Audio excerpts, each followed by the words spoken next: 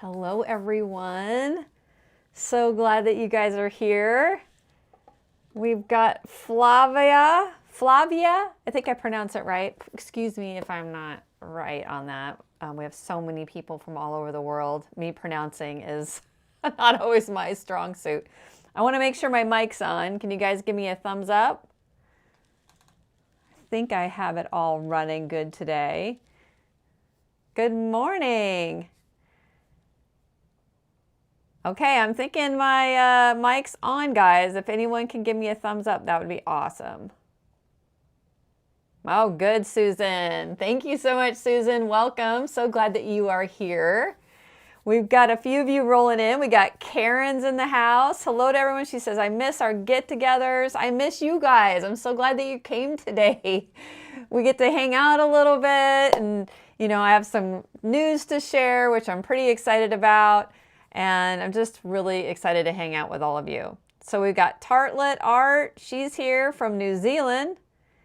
Oh, wow. It's sunny. We have rain, like pouring, cloudy, overcast rain. And it's been a little hard for me to get out of the kind of like, oh, is it still morning? I feel like I just haven't fully woken up. But yeah, so we have Ari here. Welcome, Ari. And we have Loretta's here. Welcome, Loretta. Good morning. It's spring where she is. That's awesome. We're loving spring here. It's been really, really such a relief to get flowers, and the trees are blooming, and we have a lot of cherry blossoms here. So that's really beautiful to watch. And then we have, let's see, we have Peg's here. Welcome, Peggy. I'm so glad that you made it today. Temple's in the house. We got Temple here. Debbie's here. Welcome, Debbie. She says, I haven't been here in a long time. So happy to be back. My name, oh, just right. Okay, Flavia, good. Cameron's here. That's my hubby downstairs. So for those of you guys that are new, my husband and I, we both work from home full time. And he has an office downstairs, so he likes to pop on and support me. It's been really great. It's the only time, like, we've been together for over 30 years, and this whole live streaming is like the first time I really think he really kind of gets what I do, with art. He's just able to see the whole journey in a different way, so that's been really fun. Let's see. All right, well, while we have you guys rolling in here, I know we probably have some new people here, so if you're new, I want to welcome all of you. This is a relaxed, open studio time. I am not teaching during this time. My whole goal is to really connect with you as a community. I basically am soft pastel.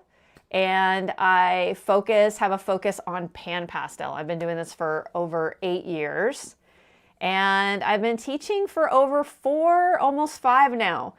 So if you want to dive deeper and you're new here, like I said, this is more of a community where, but if you do want to dive deeper, I have a free intro to PanPastel lesson available on my website. So that's all linked down below. And it's called the Enchanted Mushroom. I have it right here. You get all set up with, you do this with 5 colors.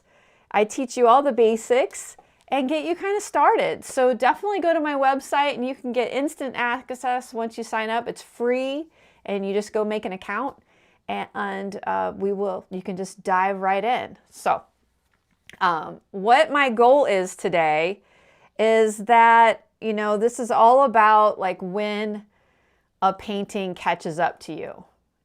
And so as you guys are rolling in, I'm really curious to see what this feeling of this painting kind of evokes in you guys right now. Before I give you my impression, I always love to kind of check in, and I find art is so subjective.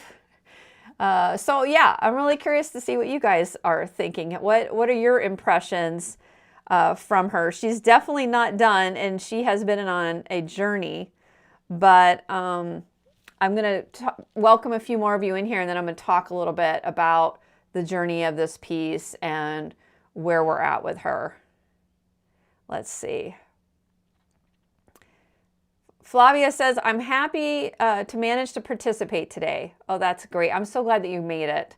And Allison is here. Welcome. She is from Florida. Okay, so you get great weather over there. I had some family that lived in Florida, so I used to go visit there quite frequently. Well, not frequently, a couple times a year. About over 8 years, I went there. It's really warm. The weather is consistent to a certain degree, but it's lovely there. So I'm glad you guys have all made it. So what I'm going to talk about a little bit on this is, oh, Susan's given feedback. Warm springtime Mother Earth energy. Ooh, I like that. I love that. That's kind of, I'm all about energy in my work. If you've been following me for a little while, I love expressing energy. The big inspiration for this piece was a sunset I saw, and it was like a more traditional landscape sunset. And I was like, I really want to go and lean into those colors for this piece. So the sun coming over her shoulder has been my goal. Karen says, I get the feeling that she's thinking about her life experiences and wondering what the future holds. Oh, I love that. I do. I love getting your guys' feedback. Well, Susan and Karen have been here since the beginning. They are the OGs. They've been here since I've started live streaming and since I started the Pastel Insider. All of that. It's been such a great time getting to know all of you guys and being able to connect with you here. Well, this piece has kind of like when I work with my personal pieces and I'm not teaching, what I like to do is keep kind of a liminal space, kind of this like unknown of she's not totally thought out yet. I like to give myself that space for a piece because I get really, for me, bored if I know how it's all going to come out. If I'm like, for instance, for me, taking like a reference image and just copying it exactly, that can fulfill a lot of people. But for me, I kind of know, and it can be challenged. Just the challenge of doing it can really be fulfilling. But I found early on in my creative journey that I really like to have a little bit of unknown. And I do sprinkle that within and show examples of that in the lessons that I've taught, especially earlier on. You get even more of that experience. But what I'm finding is that some pieces just are in this like in-between state. And what I've learned is that the painting just hasn't really caught up to me yet. Like I had an idea and I was drawn to a certain reference. Like I have a reference image. This is a really big one. I don't use them all the time, but this was the reference image for this one. And then I'm incorporating her into being, what I wanted her to be, what things that I had impressions that I wanted to bring together with her. And I love doing the connection of the earth. And I also am really in love with tattoos and just the whole vibe of it. So I think some paintings just stall not because you've lost your way, but because you needed to really grow into them first. I mean, excuse the pun, but I felt like this piece has just been waiting. And what I've learned is that, I don't want to force that because I really would rather be in alignment. And over all of these years and these hours of painting, I see a kind of a pattern. And one of the patterns is that they kind of come around when they're ready, like maybe you weren't fully ready for it yet. So don't be hard on yourself if there's pieces sitting and you're like, I don't understand why I'm not painting it. Like she's been probably in my world, I've painted her a few times on the live stream. I have one live up with her, but there's just something about her that hasn't driven me to finish her yet. And I'm really just surrendering to that. I do have an auction coming up. I do auctions twice a year on Facebook with the Stephanie Gagos group. So it's really fun to kind of go through all the pieces and go, hey, you know, what do I maybe want to put into this auction? What do I want to keep from my personal collection? What am I willing to let go out into the world? And she was one that I really wanted to see if maybe she was ready to be finished, because I think I tried to finish her the last one. There's a couple. I have three paintings that have been hanging out with me. So it's not a backlog. What I'm learning is they're not just like failures in the sense, or that I'm, you know, I just find that they're more like doorways. Like they're doorways of opportunity of like, okay, what wasn't I seeing that I could see now? Now that I've kind of come back to her again, is that what I'm realizing is that there's things I want to soften about her. And I don't know if that's because maybe I've softened in certain areas over the time. I'm not sure. But hi, Chrisella. Welcome. So glad that you made it. Hi. We're just getting all into the piece I'm working on today. And I'm kind of talking about, you know, when the painting catches up with you. So, so when I look back at her now, there are things that I'm like, okay, maybe I didn't see that before. One thing is I was going for maybe some feathers in her hair, and looks like that, like her hair turned into feathers. But what I actually feel like that's really kind of made her not as soft. So I'd like to soften her up a bit. I'm going to show you a hair change and play with that, so you can watch me work on that. And then her face has been something I've already got a little bit of time in there when I was reconnecting with her of working on softening her face. So just softening her, just maybe like working on the hair. Maybe that isn't an idea that, you know, I loved at first and I had to sit with it. And then another thing is just the poppies. I'm at the point where I'm going to let them become what they want. They don't have to necessarily look like a tattoo. They can look like they're coming out of her skin. They can look like they're part in or out. I actually love that just unfolding. When there are pieces that are personal like this, I like to see what kind of emerges from the whole liminal space that I'm talking, that extra space that I've left myself. I like connecting with that inner thread that brings out like what's going to come out. Like, I don't know. And so when I start just really pushing and pulling with a piece, I have a tendency to find that it reveals itself. So I'm not sure if any of you guys have, you know, pieces like that, or things that you found out, you know, that you came back to later and realized, oh, the painting's caught up to me, I've caught up to it, and it came out a little bit easier, or something shifted. So I would love to hear if any of you guys have had any experience like that. I'm always curious. I got something tapping. Just a second. I can't take repetitive noises. Oh my gosh. I think after I had kids, that kind of left me. The repetitive noises, I'm real sensitive to them. So yeah, I really want to soften the hair, and I'm going to see what kind of change this makes. And that's what's really beautiful about this medium, is it's so flexible. And I'm not having to mix any paints. It's not fussy. I just have a lot of like relaxation, because I know that it's all going to come together on my time. And when you're an acrylic painter and you want to make changes, you just do another layer. And when you're in pastel, you just erase. So the eraser becomes a tool, not a mistake. All right. Oh, come on, there's got to be some of you out there that might be able to relate or have had a piece come back to you.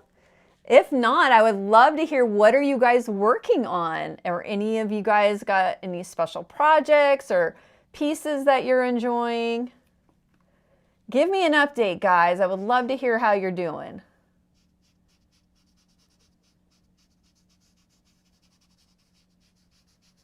It's amazing how some small shifts can really be bigger than you think. So I think I might have gone in on the hair a little too quick. I'm going to pull some of it out, so I can even use my eraser for that.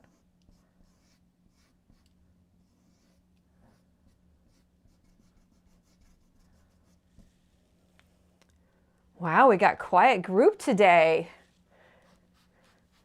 You guys don't have any projects going on. What's happening? You guys are going to make me talk the whole time? Is that what's going on? That's okay. You know, I can definitely talk. So her hair just going in, I'm going to bring it down a bit. See if I can get that. There's Chrisella. Thank you. Oh my gosh, I'm about halfway through watching part 2 of the latest Pastel Insider class. Yes, I actually made a course, girl. Like, that is my pride and joy. I'm so excited about it. I actually, you know, have it to talk about today.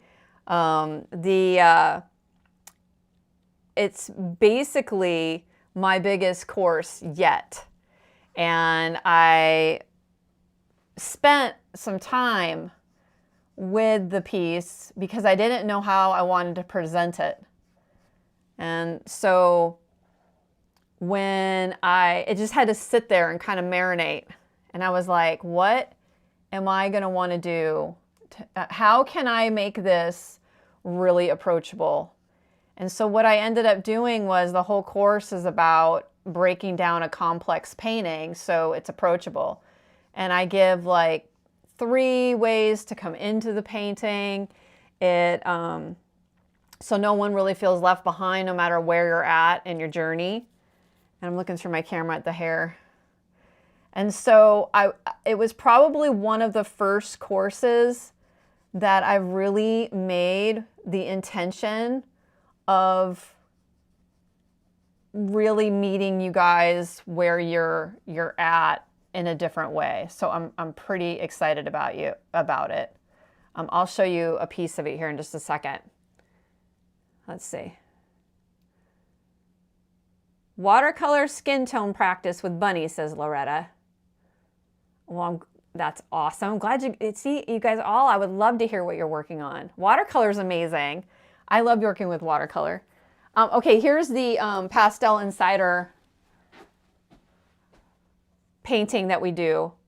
And so what I do is I break it all down, and you get to work with, you know, I even have separate line art.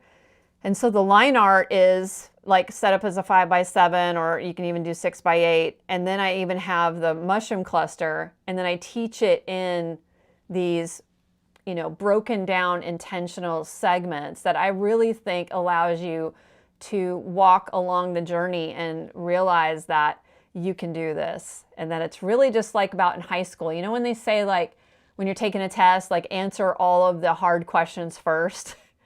That's what I do here. And I walk with you on the journey.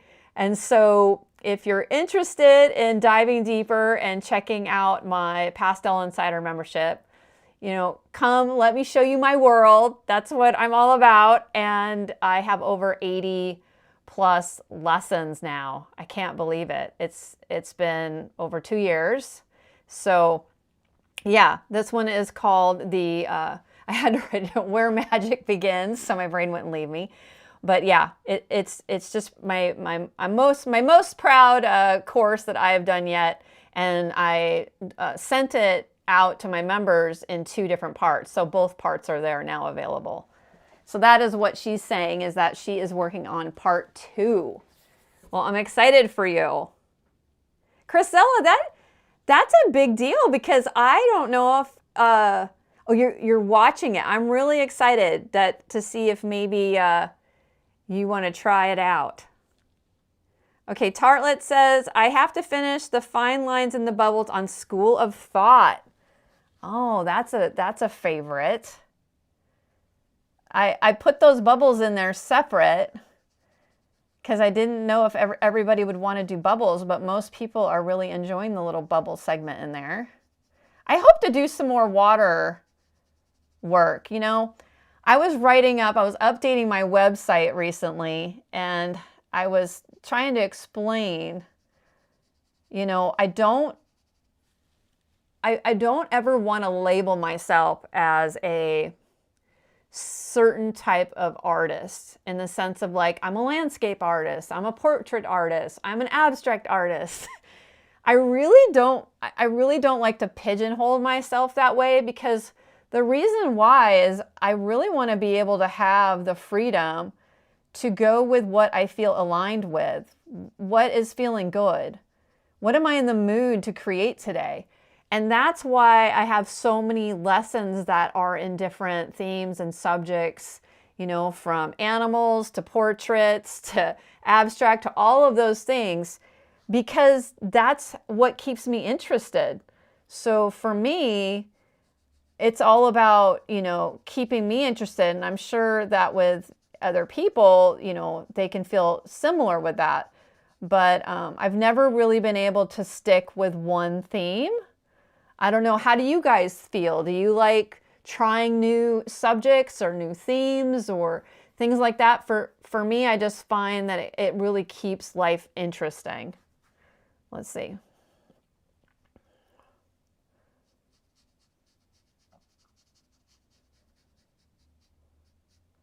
So I'm already loving the hair.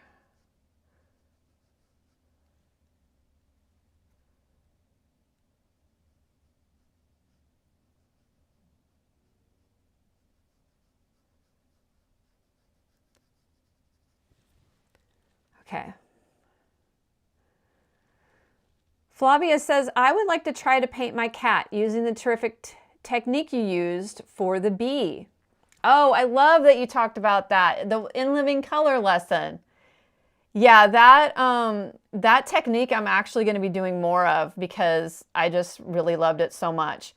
The poppies that I'm working on, I had kind of a serendipitous moment, you know, just like how when a painting kind of lines up with you again, I find that the timing always seems very, you know, on time. If you really reflect back to some of the things, like maybe you were upset you didn't get to go do this certain thing, but then you found out later that if you would have done it, you wouldn't have met this person, or, you know, that whole serendipitous moment. I had that happen today with this whole thing, is because, you know, I picked this piece that I've been working on, and I'm like, you know, I got to use these live streams to work on my personal work. And, you know, it's definitely a journey, because when I do lessons, they're all about completion, you know, and I'm not really out to, like, I love the process, so I'm not trying to finish it the same that I would when I'm teaching a lesson. But I put this together, and then I realize that it's got the same theme of what I'm working on with, I have a fun announcement. I finally get to share it. I am working and collaborating with Golden again, Golden Paints, or Artist Colors. They reached out to me, and I'm going to be doing a special live event with them in April. I'm very excited about it. So over this whole last week, I've been preparing for it and creating the piece for it. So I have been painting poppies, and I'm using that same technique that Flavia was talking about, and it's this more stroke technique, like really living and keeping your strokes on there, kind of like what I'm working on like right now. Like, I'm not about blending it all in, I'm about leaving those strokes and building upon those strokes. And it creates a little bit more of a painterly effect. So I guess that segues into it. I'm going to be able to tell all my stuff right away. You know what? I actually just realized I put it in the drawer. I have to go get it. Let me get it, guys, because I'm really excited to share it. I just got this new stack storing drawers from IKEA that are sure are helpful. I can't believe I put it away. Yeah, here it is. So you get the sneak peek, first ones that get to see it for the live event. And I think we don't have everything, we don't have everything ironed out yet, but it's all gonna go on sale for the first couple weeks of April. And then that's it. And then you can buy a kit. You can do it with a kit or without a kit. And the kit is only 5 colors. It's black, white, permanent red, ultramarine blue, and diarylide yellow. And I did this with just 5 colors, and I show you guys how it's all done and everything. And so this is the piece that we'll be doing for the live event. So I'm really, really excited about it. So if you want to keep in the loop, definitely go on my website and sign up for my newsletter. If you're not signed up, this is the last live I'm going to be able to announce it in, because the next live, it'll already be done being on sale. So I know it's going to probably start going on sale the first week of April. So you definitely want to keep an eye out for that. So I'm really excited about it. And yeah, so definitely if you're interested in wanting to know more, get on my newsletter. Let's see here. Susan says, I'm working on the latest class. Been kind of in a funk lately. Dental stuff starting tomorrow. And I took some photos of Goliad, Texas missions, and have an awesome photo and you want to paint. Oh, I don't know what that is, but if you're inspired, that is always exciting. I always love it when I get inspired by something that, especially a personal photo. I think that's, you know, the best it can be. Like, I want to start doing some plein air and work like that this spring and summer. So I'm excited for that. It said, for my brother, and it's going to be a large painting with a lot of light. Ooh, I'm excited to see that. I hope you'll share it in the Facebook group. Let's see. Cheryl's in the house. Hi, Cheryl. Welcome. Laura's here. Welcome, Laura. Explore 365. Welcome, Explore. Hello, hello. Thank you very much, Cheryl. I'm so glad that you made it. The tea at Premier RV Park. Your husband gave me a spoon. Oh my God, it's T. Hi, T. That is awesome. Oh my gosh, we met them at the RV park on the coast, and we were there, and I was like, you have to come on live and come say hi to me. Oh my gosh, that's amazing. So glad that you made it here. I know Cameron watches, but he doesn't always listen, so I hope he sees that. Oh, that's really cool. Yeah, my husband carves spoons, and so we gave them a spoon. Oh my gosh, that's so cool that you're on today. It's been a while. I'm actually coming back out there soon with a friend. I'm not taking the RV, but I'm going to be going out there again. I love going to the ocean. Are you guys still over there? Okay, let's see. Definitely going to pick one of the classes to work on over Easter. I have 2 extra long weeks back to back, says Chrisella. Oh, I'm really excited for you. Debbie says, I love painting different things to be challenged. You know, I feel the same way, Debbie. Like, we've got to stay open, because if we close ourselves off, then I find that it really limits our experience. And that's why I always want to be able to not pigeonhole myself into something specific. I'm kind of thinking of leaving those feathers on this side. I really like that. I'm not sure what you guys think about the feathers. Always love feedback, but it does make it a little heavy on this side, but I think it balances it all out, especially if I lighten it up, maybe just a hair down here. But I could get rid of maybe one of the feathers. So this is a great thing, because I'm on the UART paper. I can just erase and just get rid of maybe one of the feathers, and maybe I'll bring her hair up through that a little bit. I don't have to have it perfect. And then I can bring that light in.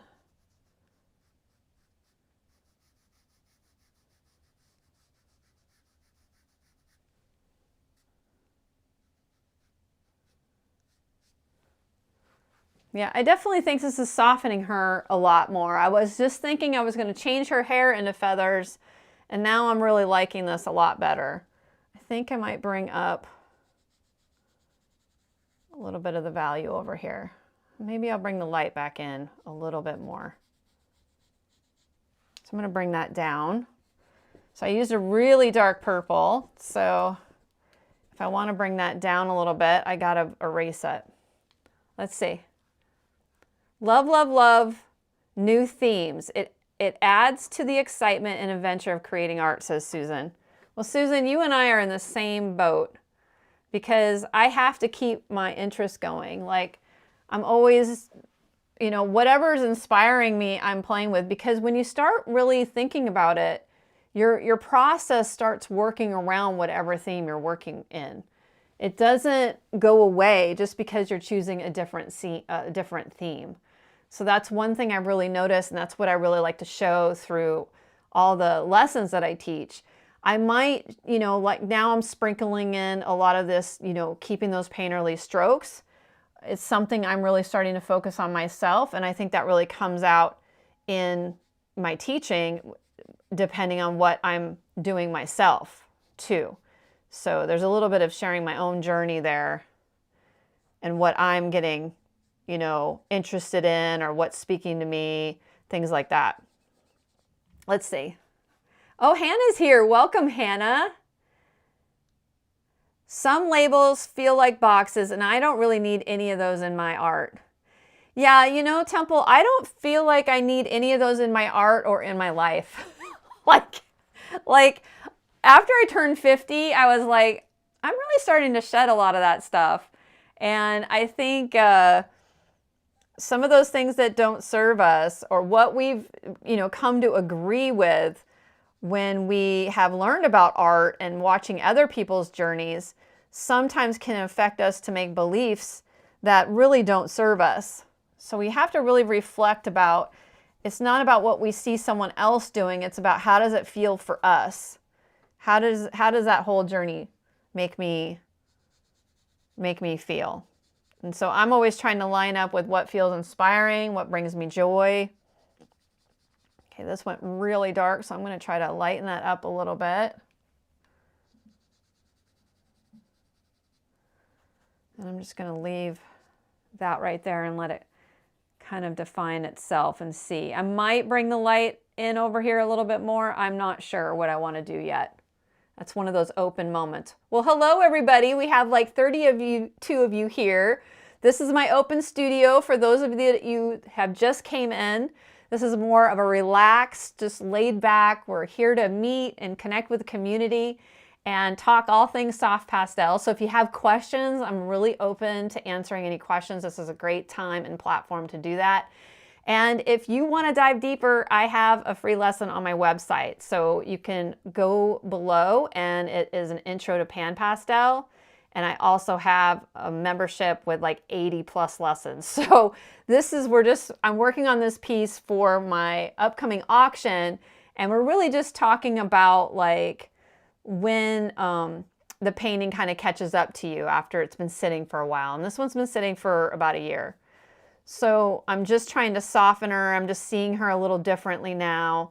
And I am seeing where she's going to take me.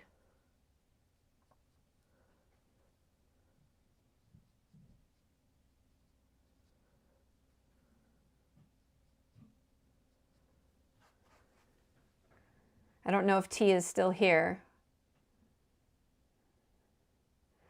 Nikki says, hi, Dawn, I'm sorry I'm late to the party. I want to say I love all the abstract pieces. My next one is beautiful floral piece.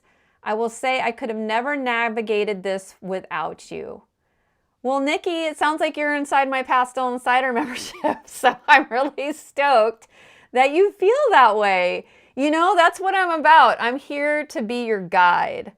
I'm here to help you and really take away all of the wasted time, the wasted supplies, buying things you don't need, really kind of helping you have a better and more positive experience on the journey. I'm all self-taught. So over my 25 plus years in the creative world and art, I have been anything from a graphic designer to felting to encaustic. I've done mixed media, I've done watercolor, done digital scrapbooking. So I have a lot of background of things that influence me. And when I hit pastel, it was the first thing that just really stopped me in my tracks. And I really haven't stopped since. it's the only thing that's kept my interest out of all the things I've tried. And I've tried a lot of mediums too. I've tried, you know, acrylic. I really loved encaustic, and I really loved the painting, but I didn't love having to mix it. And I love this feels like oil from what I've heard. I haven't done oil, but it just has that blendability that's what really made me fall in love with it. And the cool thing is it's not fussy. It's just really beautiful, and it's like butter to work with. And once you learn kind of the basics, you'll feel empowered.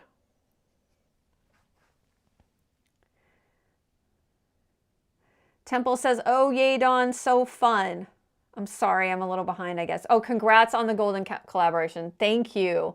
I'm really excited about it. So yeah, it's only for those 2 weeks, and then they ship out. There's only 100 kits available. So if you're into the kit, there are only 100 of those available, and it's only in US and Canada, unfortunately. So, but it's going to be a fun collaboration. I've been collaborating with Golden and on some other things, and it's been really, really a fun connection, and I'm really grateful. Especially, I'm starting to document my whole residency experience because I went there for 2 weeks to the Golden Foundation residency, and I have been processing it. It was definitely, I came back a changed person in a good way, and now I'm documenting that, and I'm putting it on my website.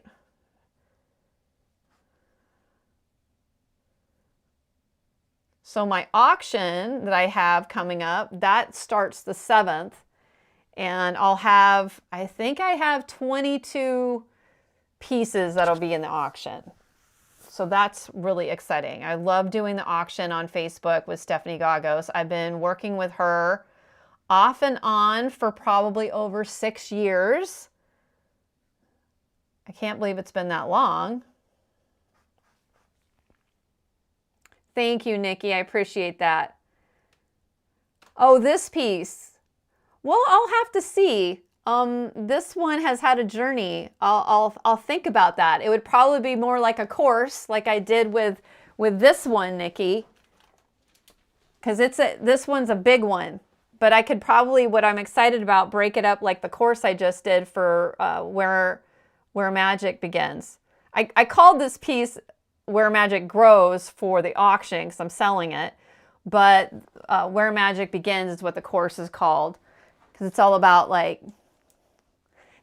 your magic and have it begin and all of that. So I was having fun with the name.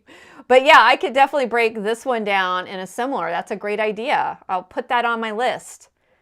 Michelle, welcome, Michelle. So glad that you made it here. Says, hi, Dawn. Hi, chat. She looks great already. Red-haired beauty. Thank you so much. Thank you. I appreciate all your guys' congrats. Thank you, Peggy. So we have, all of you guys were so sweet. I'm sorry I was a little behind on responding to that. We had Loretta, Temple, we have Michelle, Nikki, Flavia. Oh, Allison's here. Thank you, Allison. And Susan, thank you guys all for the congrats. I really appreciate that. And Peggy, Debbie, appreciate that. Karen, thank you. Peg says, I just finished the B class. Putting down the strokes and not fussing is not easy. Yeah, it's definitely a different vibe. I'm exposing you to another technique, which I think definitely keeps you on your toes. I hope so. Atlanta, Harpus. Oh, it's Paula. Hi, everyone. Sounds like I missed the big announcement from Dawn about Golden. Oh, T was here. Now he's gone. Well, I think you're caught up on it now, right, Paula? If not, I'll tell you. Oh, good. Cameron said hi to him. Oh, there we go. I'm still here. in LC of Lincoln City, and I will see you when you come out. Your work is stunning. Well, thank you, T. I really, really am stoked that you came by today. Paula, she's okay. Collaborating with Golden. We'll create a painting live in April. Yes, yes, yes. Oh, I love that you have the spoon displayed on your kitchen counter. Yeah, T has the most amazing. He did his whole camper on the inside custom. And it was, he's a designer and he's so talented. That was really fun meeting you guys. Susan says, the working with the looser strokes and learning the application techniques, I feel have helped me so much. Even though I love tight detail, having the loose underpainting is so pretty. Well, I'm glad you're finding your way and what you like from it. And that's the whole thing is, you know, when I'm teaching these lessons, it's all about like taking these gems that speak to you and putting them in your file system of the ones that you like, things that have spoken to you. And that's how eventually you get where, you know, things start developing into your own style, is because you're taking the time to show up and build up that file system. And then it starts, all of a sudden you'll see patterns start happening and you'll go, you know what? I'm noticing I'm doing this an awful lot. And you start seeing it emerge, but you have to be there and showing up for it to emerge. So that is a huge part of it. And I think sometimes we give up before we've given ourselves the time to really explore what we like, what we don't like, and see our own patterns come through. I'm realizing I don't have yellow on here, but I think I'll just put in a little bit of orange into here. I'm gonna get a drink of water real quick. Oh my gosh. Oh my gosh, T. Thank you for the super chat. Oh my goodness. Oh, you're awesome. Thank you. So glad that you made it here today. I just saw that. Oh, I got to catch up. I got to make sure I'm all caught up on chat. Thanks, Karen. Oh, yes, you're all on my newsletter. That's awesome. I absolutely love the bird and the flowers on her. What a wonderful feeling comes over me when I see this piece. Oh, thank you, T. I appreciate that. Katie's in the house. Hi, Katie. Welcome. Thanks again for the super chat. That's awesome. You guys can like it and heart it. Love your Where the Magic Begins. It's so interesting, says Karen. Oh, thank you, Karen. Cheryl says, love the magic begins with peace. I'm loving the mushrooms. Oh, that's wonderful. Woot woot, says Michelle, cheering them on. Well, thank you. This is awesome. I'm glad you guys are enjoying all of that. And it's really been fun to talk and share it all with you today. I can't believe that I was able to share all that stuff already, and it's only 2:11. My goodness. So I might just sit here and dive into her and see if I can get her a little bit more where I want her.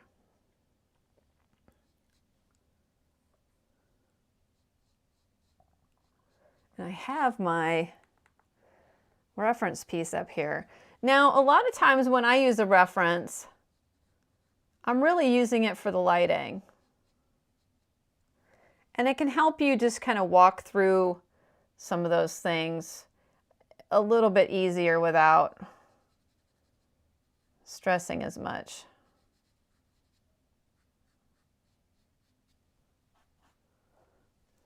And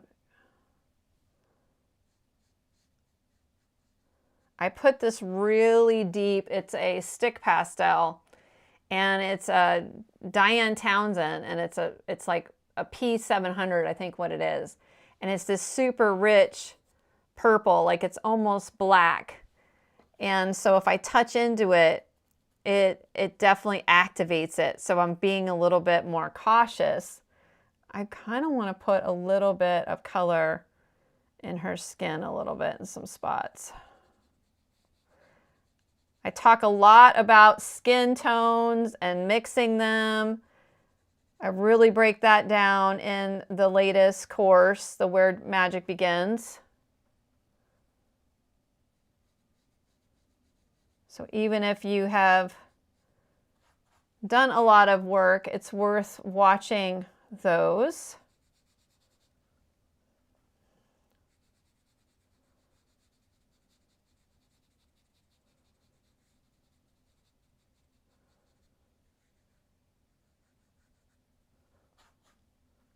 There's got to be some more of you working on some things. I would love to hear what you're working on. And if you guys have any questions about anything, I would love to answer them.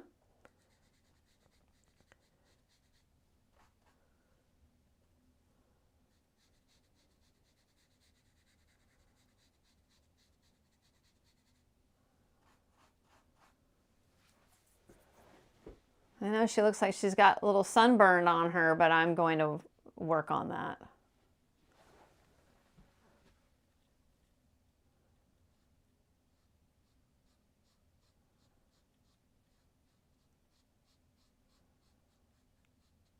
It's spring break for my son, so he is home all week. This is my last son, my last kid. He's going to be graduating in this June. I can't believe it. It's a little bittersweet.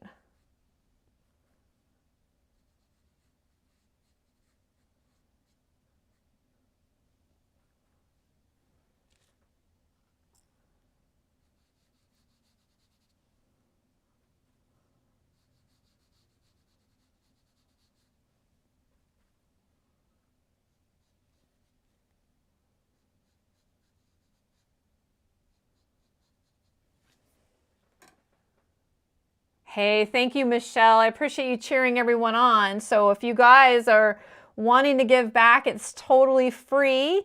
You can just like this post. Just come on in and hit that, and that really helps me out a lot. I also love getting comments from you, but it does not let you comment during a live. So that's always a little bit like frustrating. But I really appreciate you cheering them on, Michelle.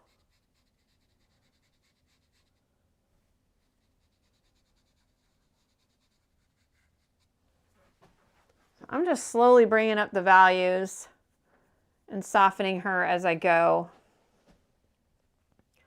I think with figurative, it's a lot slower because your marks and what you're working on can create more of a shift in a piece than if I was working on something like an owl.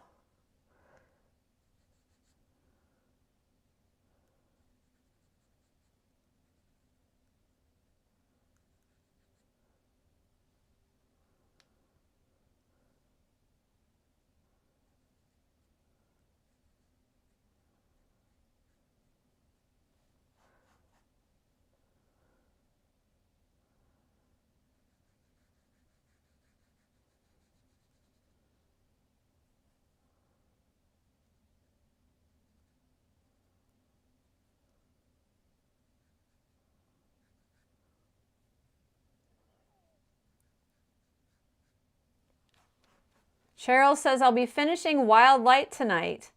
Just have maybe 30 minutes left on it. So excited to have it done.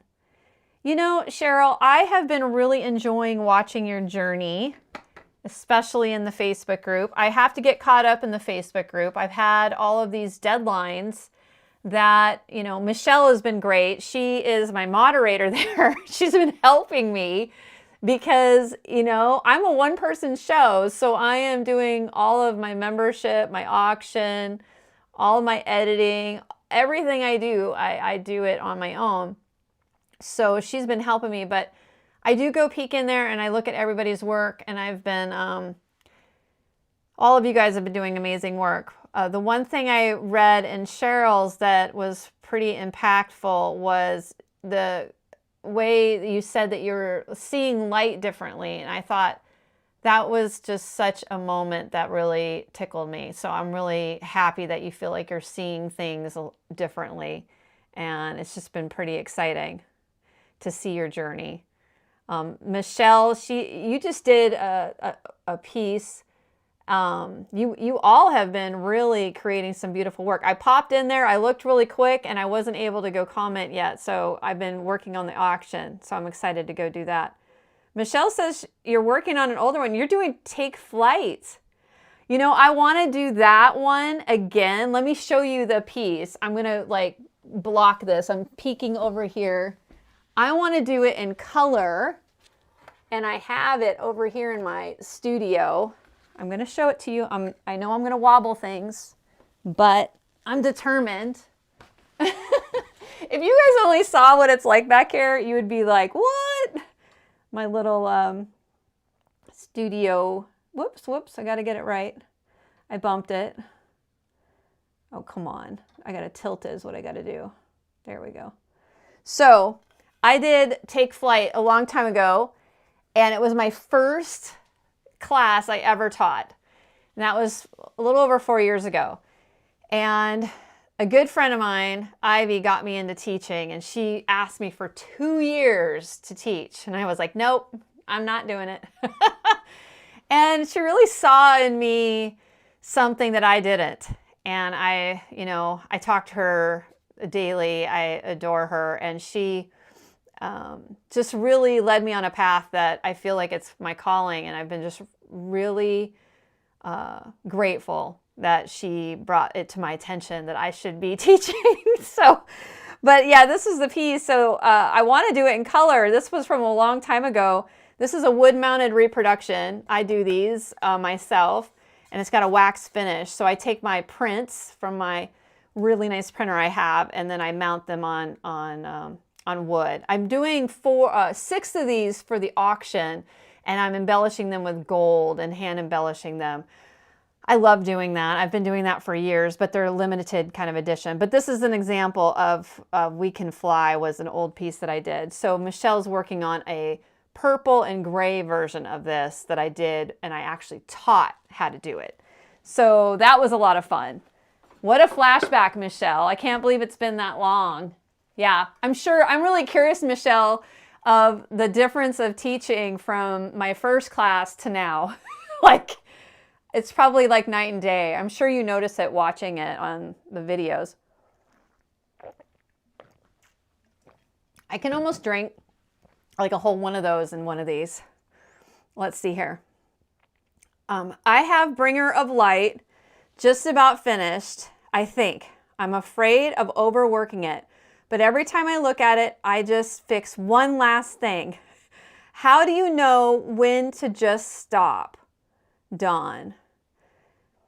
You know, I don't think at the stage that you're at, I don't think you can really overwork things, because when you're learning and you're new, you are seeing things that you can't take it all in.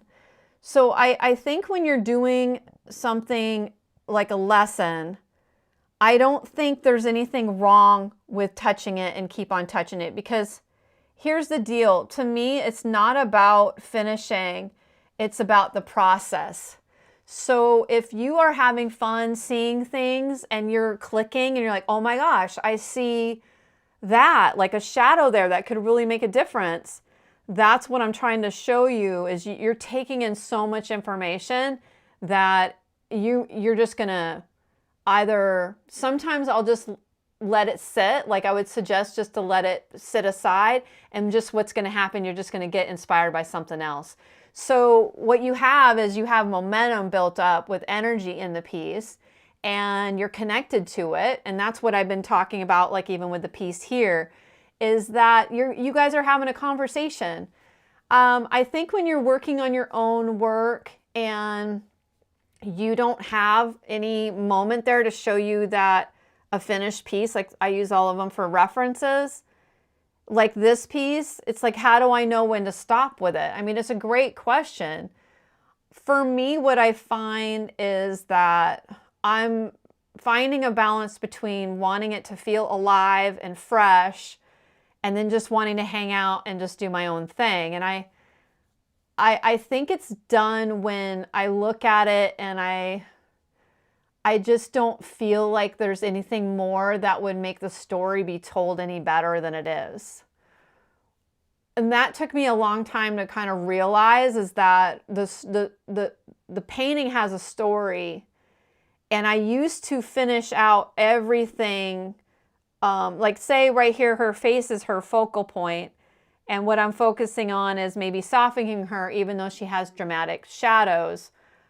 But when it gets to the point where I feel like her story's told and my eye isn't being drawn in some weird spot, or there is a shadow that's taking away from the composition, or, you know, I'll even leave some of this rawness that's in her these days, because I'm okay realizing that the rawness adds to it. It adds a fresh aliveness to it. So it is a really great topic to talk about, because I think everybody is sometimes at a different place with that. It depends what kind of work you're doing. Like, you know, when, you know, that's probably what's very satisfying to maybe a hyper-realistic painter or someone who does realism, because when their piece looks like the reference, they get told, oh, I did it. So when you leave that kind of liminal space that I'm talking about, like in my work here, and it's my own piece and my own journey, and I don't have a reference that I'm working from except for one for lighting and kind of proportion and stuff, I have to kind of just feel that out. And that just happens after more paintings and more paintings that you do, because when you're in the learning stage, you just can't see it all. I don't even think, even if you did one of my lessons and you were all done and you moved on to the next, I think you could go back to that and do the lesson again in, you know, a few months, and you would have grown so much more. So don't ever feel like you can't do something twice, because a lot of the work I've been doing is from ideas that I've had, and then I watch myself grow. So this piece right here that I did for this latest course, I did this 4 years ago on my own journey, and then it was part abstract and part, you know, the core of it was this. I just did the background different. I felt like a whole different person painting it again, because I could take it in differently. Even from my first course that we're talking about with Michelle, the Take Flight, I'm sure Michelle's going to notice a huge difference in my teaching from my first class from now. And that's, you know, over 4 years. So it's quite interesting. I'm working on an older one, says Michelle, Take Flight. So that's what we're talking about. And then Cheryl said she's doing Wild Light, which I'm excited. Question, doesn't the color you're adding to her skin reflected light from the flowers? Wait. Doesn't the color you're adding to her skin reflected light from the flowers? It can be. Yeah, I didn't really think of that when I was adding it. I'm just kind of warming her skin up, and then I'm going to keep adding some light to her. So I'm kind of just playing with it and bringing up some of the values, because they're pretty dark in some areas, and so I'm just doing it slowly. So yeah, the color in the skin, I go into this pretty deep when I'm teaching a lesson, but I don't want my skin to be flat. So I'm adding in colors to make it not flat. I'm truly enjoying this journey, says Cheryl. Well, I am stoked for you. Thank you, Miss D's account, for asking your question. I'm really open to any questions. I love talking with you guys. Michelle says, love that one. Yeah, I'm excited about it too. I don't know if I should do the rainbow one. I mean, do you think I should do, like, I've already done it in the black, it's black and gray and all of that, but I think this colorful version, it's almost really fun to see what line art can do. Like I would love to revisit some of my lessons and say, hey, I've done it a little bit with my black and white, but it's amazing what color and different technique choices on the same line art, what that can do, because this is the same as the Take Flight.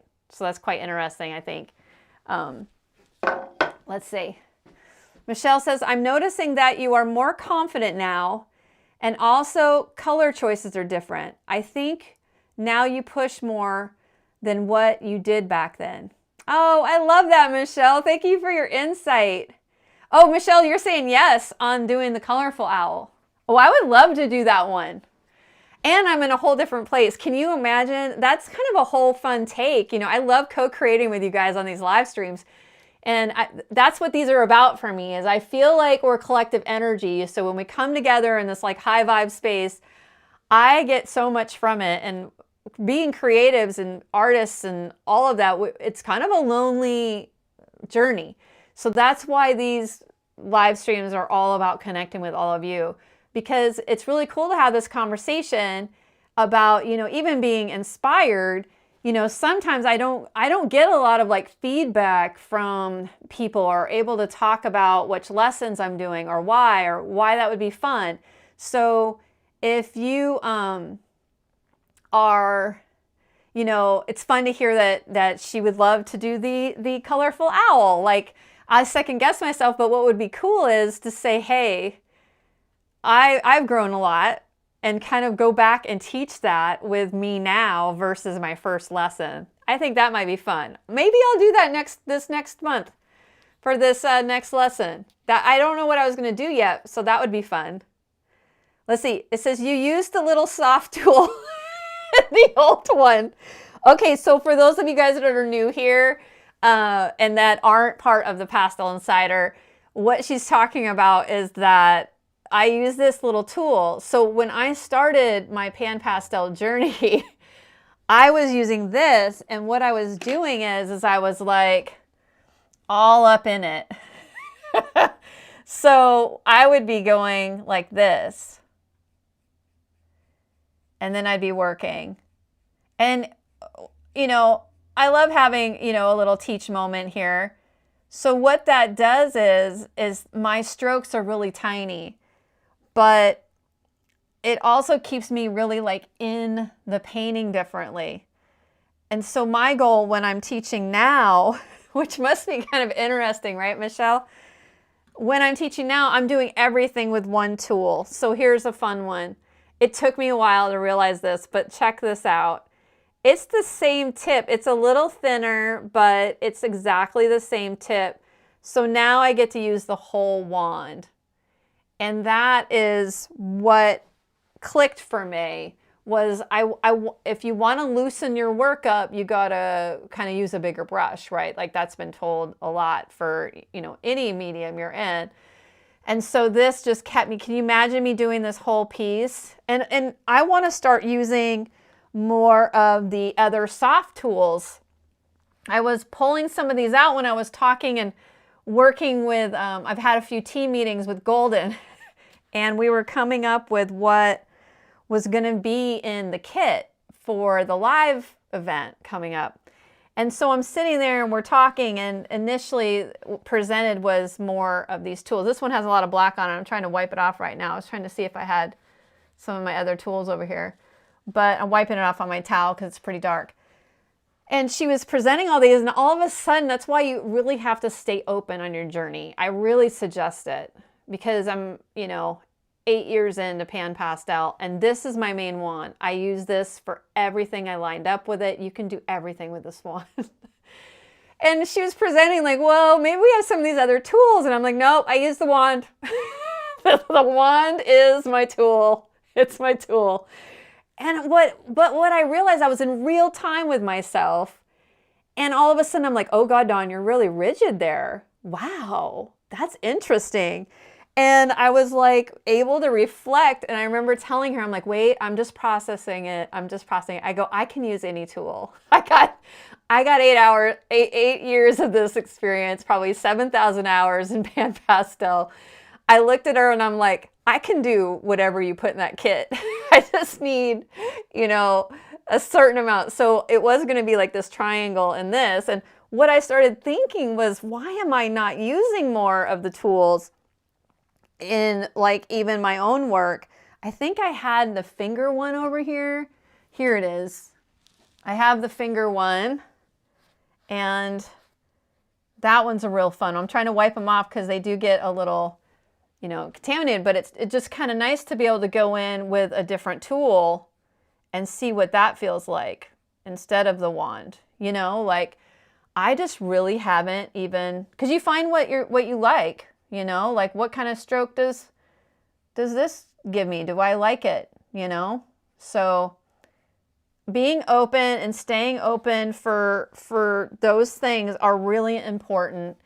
I've been a lot more open as my journey progresses because I think I don't ever want to shut down and not learn, right? Like even in my own personal life as I go through like technology, I love keeping up with it and all of that. So MJ says, oh, hi, MJ. You just popped in here. You snuck in. So what are you guys working on? I'm sure there's some more of you in there. There's got to be, how are things going? What are, you know, I want to know what you guys are up to. I'm going to flip over my towel. So this is what my towel looks like when I'm all in. So I use these microfiber towels. And maybe I'll do a poll. I got a poll idea. So I'm going to do the question up. I have to go in here and I'm going to do a poll for you guys' questions. And you're going to have a choice for this piece because I'm a little like iffy on something and I would love to have feedback. You know, I wouldn't put this out publicly if I, you know, wasn't open to some of that. So I'm going to do a poll here real quick.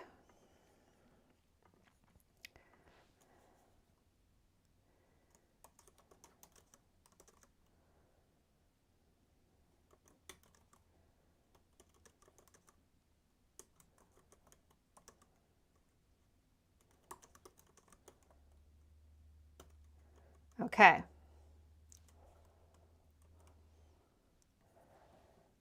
I will not be offended because this is all creative choice. So the poll is going up. I'm asking if you think I should keep these feathers or I should take them out. So should I take off the feathers in her hair? Or do you think I should just put it all hair and that might soften her a little bit more? I would love to get your guys' feedback. So I'm going to let that roll out there. We got almost 30 of you in here today.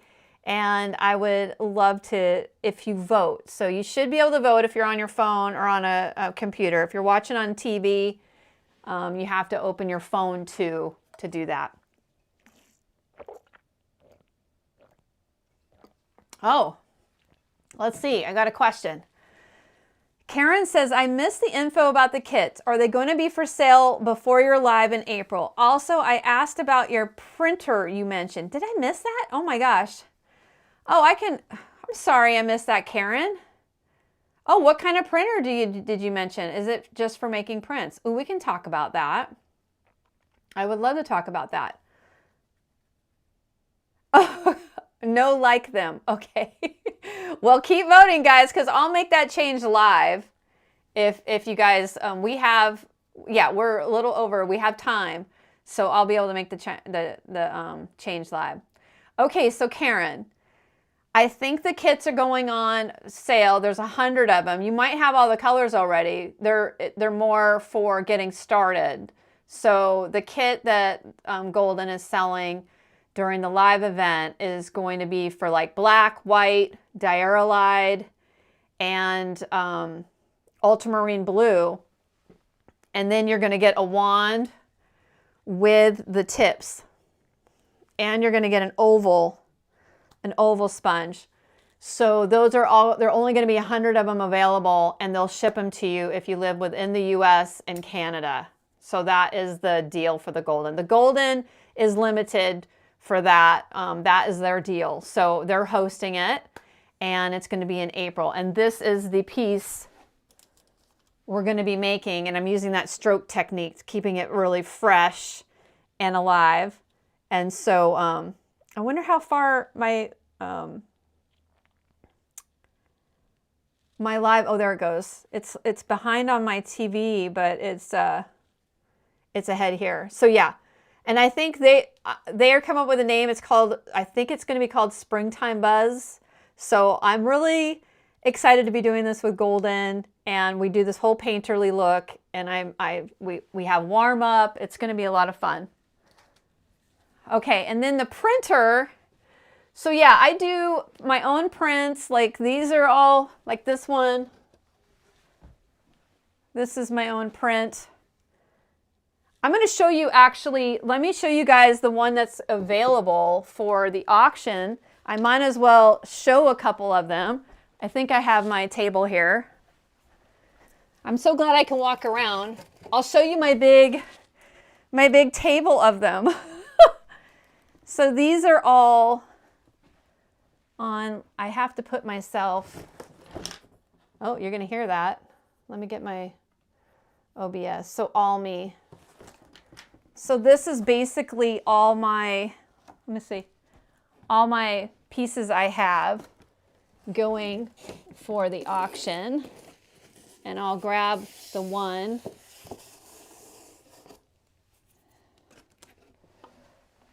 So I have this one, which is Gaia. So I hand painted them. And then they have gold on them. So this is the printer I use, is a Canon Pixma Pro 100. Now you can't buy the 100 anymore. You can only buy the 200, but it is a workhorse. I've used it for, I think I'm going on 9 years. So it's been amazing. So I'll just show you a couple of them, but these are some pieces you probably haven't seen before. This is a commission I did for a friend, but I did all the gold. And then this is, so these are all wood mounted reproductions. So PanPastel and Soft Pastel, all my originals have to be framed behind glass. And these are prints. So they're not pastel pieces. They are photos of pastel pieces that I have put together. So there's a few of them. I don't want to bore you with them all, but I'll have to leap over that when I get back. Let me change the, let's see. Are you guys voting? Let's see where our voting is. Oh, we have 80% are saying no. 20% say yes. All right. Keep your voting. T says he loves the feathers. Okay, Karen, I think I asked you all your questions. And Karen, if you have any more questions and you're buying your own printer, you know, you can message me. I think I'm going to do a blog post about it soon. So I'm starting to blog, you guys. Do you remember those days back when we used to blog? Okay, my wand is gone. So I'm going to grab a different wand here. Oh, here it is. I remember those blogging days and I kind of miss them. So I am going to get back into blogging and I'm pretty excited about it. I'm going to start doing some blog posts.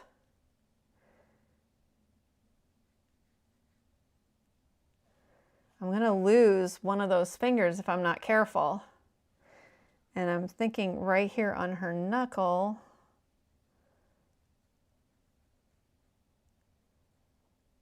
I don't have to get too fussy with it. I just need it to look like it is, you know, if it's almost there, I'm good, because I don't really want to fuss with the hands and make them perfect, because I don't, that's not my favorite thing. But I do want to get some of the lighting.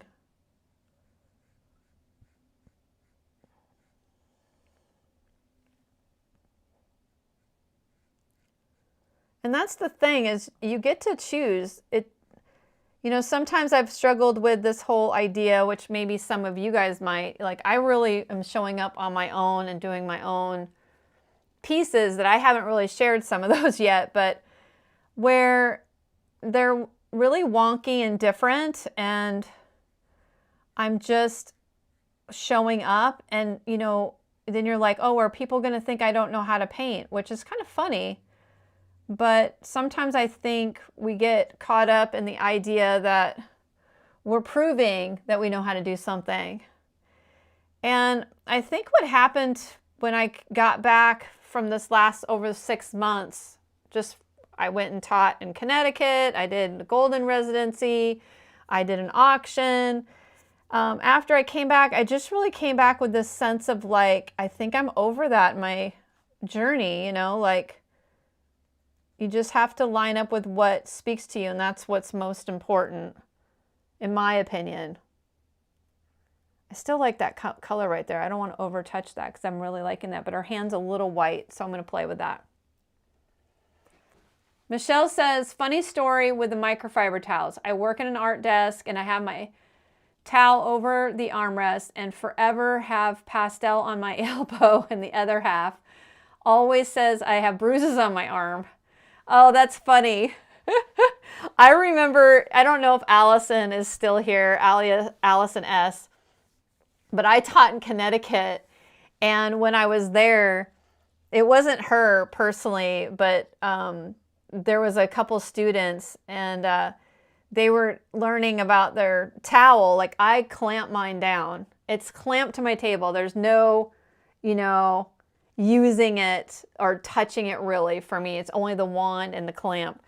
And I remember going over there and she had it in her lap like a whoopee. She was touching it and I'm like, okay, we gotta put that towel down. We gotta clamp that bugger, you know, or put it where it's in front of you. And it was really cute because, you know, not everyone knows how to work with soft pastel, so they were learning. It was really fun. Michelle says, Dawn, are your auction pieces just for US or are they available worldwide? They're available worldwide. Oh, MJ's telling people to vote. Yep, go vote, you guys. I'm going to be, there are only 17 votes, guys. So, yeah, for my auctions, they're worldwide. I'm open to shipping, working something out with that on the side, but yeah, totally open for that. I'm excited for, I can't believe it's spring already, to be quite honest with you. I knew the spring show was coming, but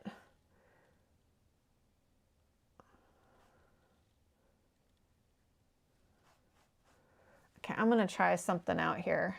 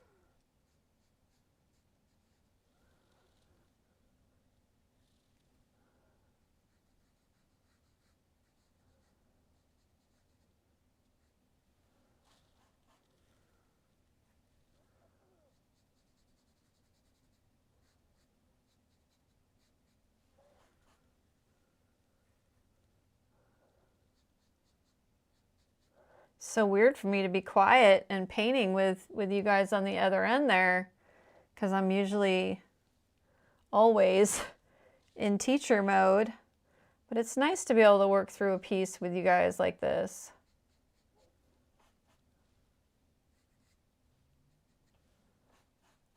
I just want to bring up that skin tone just enough where it feels a little more full in areas like her face. I still have to work on that. It's got a little too much pink in some spots, but that won't take long.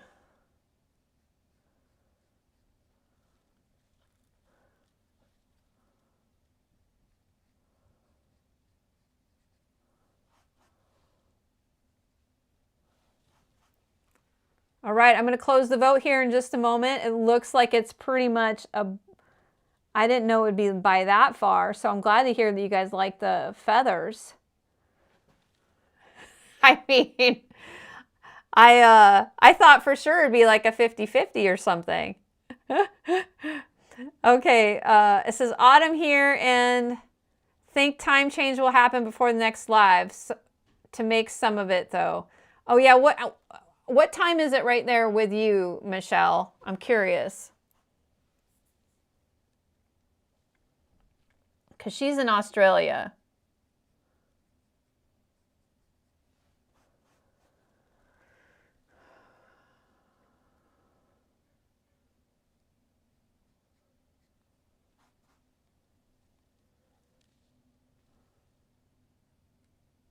Oh, I gotta prime my wand.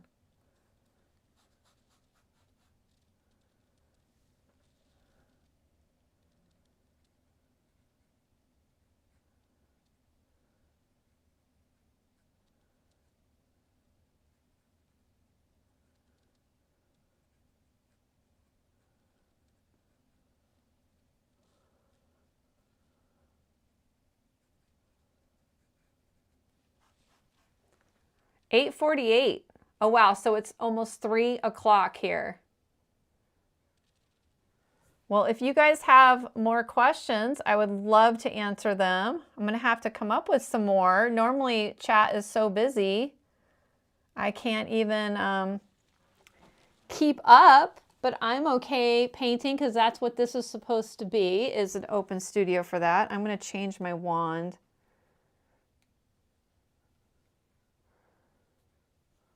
This one has a hole in it, but it'll be fine.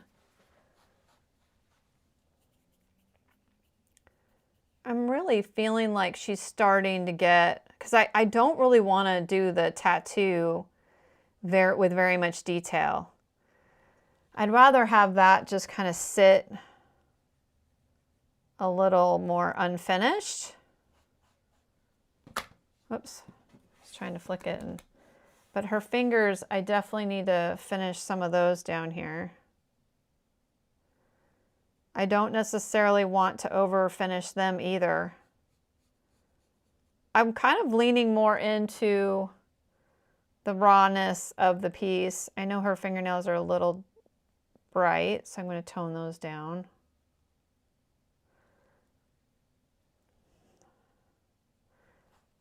I don't want to make them, well, let's see what happens when I put a little bit of violet, magenta extra dark on them.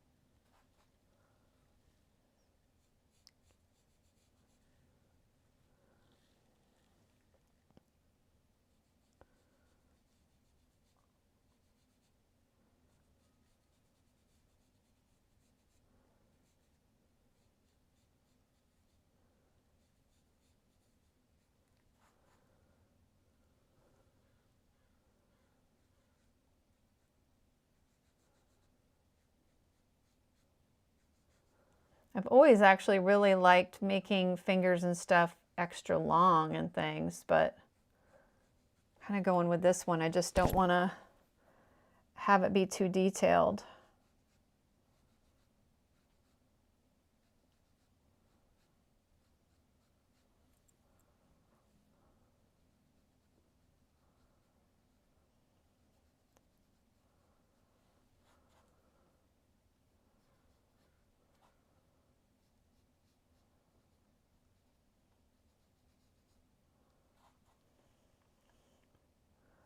It's a little bit of a dance.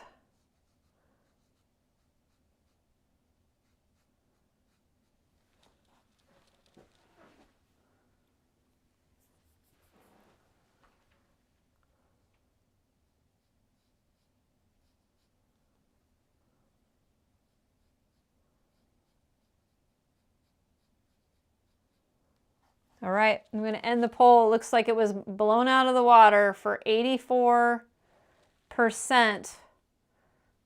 Said, no, I shouldn't take them off. Well, I love the confirmation of it all. So I'm feeling like her skin's starting to really come alive, which is feeling really good.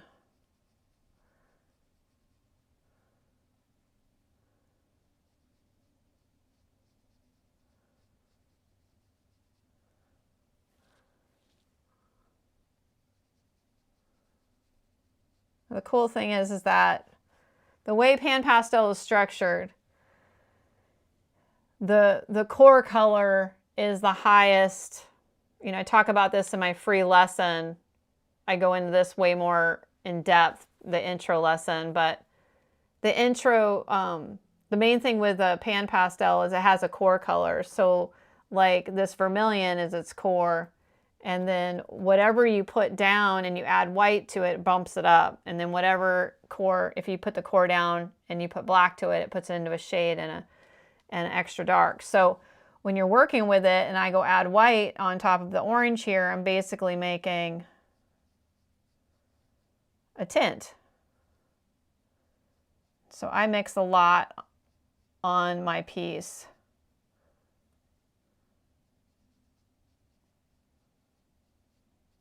So I'm bringing up because that light's coming in right there.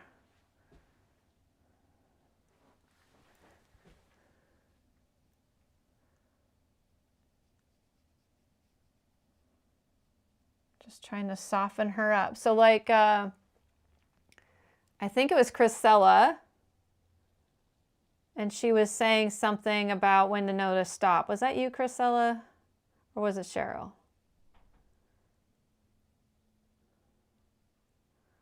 Oh, it was actually Paula. I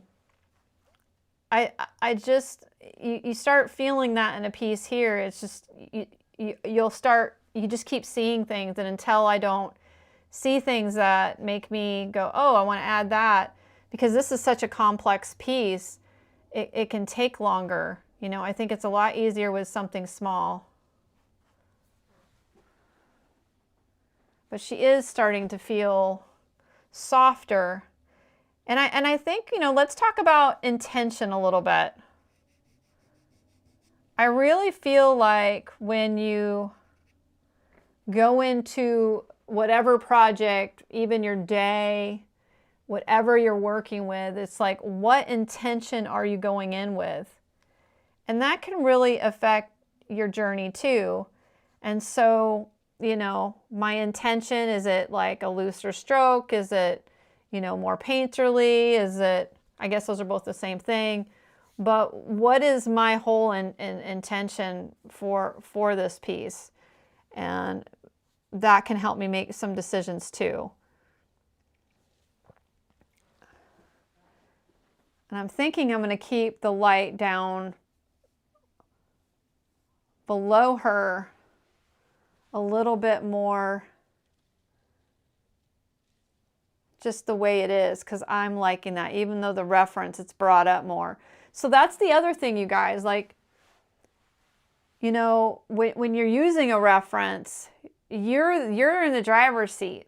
You don't have to do exactly what the reference is doing. So like I use this one, and you know, down here is a lot lighter all throughout here. I mean, I got the darks and everything the same, but I think that's coming in on camera all the way. But you can see how mine's darker, and I like that for how the piece is evolving. So for me, I'm okay with leaving it, and I'm okay with letting this arm go into shadow too. I actually really love this part on her chest. I'm liking that kind of taking some shape in her chest there.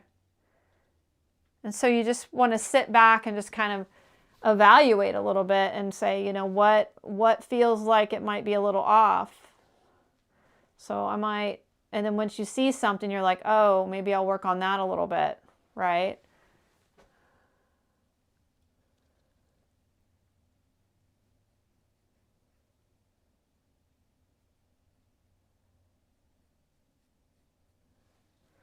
It'll sometimes be like the most subtle thing, and then you'll be like, ooh, that's it.